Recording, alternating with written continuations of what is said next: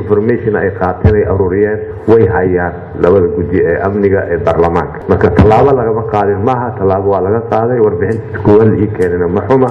waxa laakiin aan u baahanahay qof alla qofkii wax ku gaaray ama qofkii meesha joogay ama qofkii wax ku noqday in si cad ay u soo qoraan oo ay wada keenaan intii dhaawaceeda la daaweeyo wixii markaa